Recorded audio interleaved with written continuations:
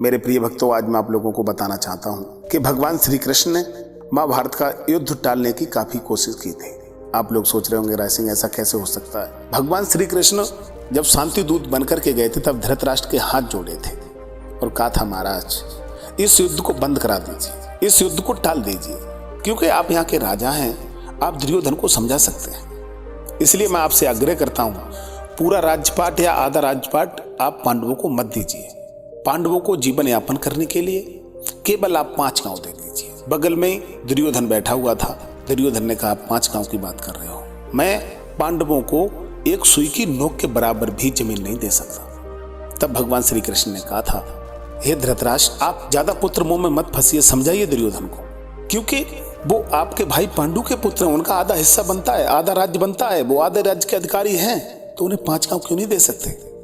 तब दुर्योधन ने कहा था, अभी शासन मेरे पिताजी कर रहे हैं और इसके बाद हम युवराज हैं, तो इस शासन के उत्तराधिकारी मैं बनूंगा। तब भगवान श्री कृष्ण ने धृतराष्ट्र का, महाराज आप इस दुर्योधन को समझा लीजिए, अगर युद्ध में पांडव मारे जाएंगे तब भी आप खुश नहीं रह पाएंगे, और अगर आपकी तरफ से आपके पुत्र मारे जाएंगे महाराज तब भी आप खुश नहीं रह पाएंगे।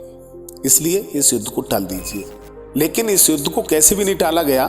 तब वहां पर पितामह भीष्म, कृपाचार्य, आचार्य द्रोण बैठे हुए थे। सभी लोग कह रहे थे कि कृष्ण ठीक कह रहे हैं। तब दुर्योधन ने सोचा, यहाँ से कृष्ण को भगाना ही ठीक है, नहीं तो ये इन लोगों का ब्रेन वॉश कर सकता है, इन लोगों को ये बातों में घुमा सकता है। हो सकता है ये लोग बोल दें कि पांडवों को 5 गांव दे दिए जाएं।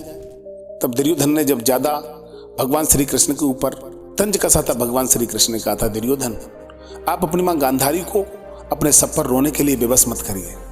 दुर्योधन तिल मिला गया था और कह दिया था, हे ग्वाले यहाँ से निकल जा, नहीं तो तुझे मैं बंदी गृह में बंधवा के डलवा दूंगा। तब भगवान श्री कृष्ण ने कहा था, आप सारी मर्यादाएं भूल गए हो, दूध को बांधने की बात करते हो।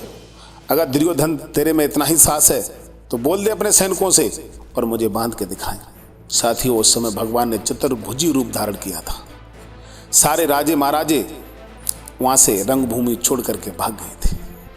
इसलिए मैं आप लोगों से कहना चाहता हूं कि भगवान श्री कृष्ण नहीं चाहते थे कि महाभारत का युद्ध हो, माताओं के सिंदूर उजड़ें, बहनें अपने भाइयों से वंचित हो जाएं, माताओं की गोद खाली हो जाए।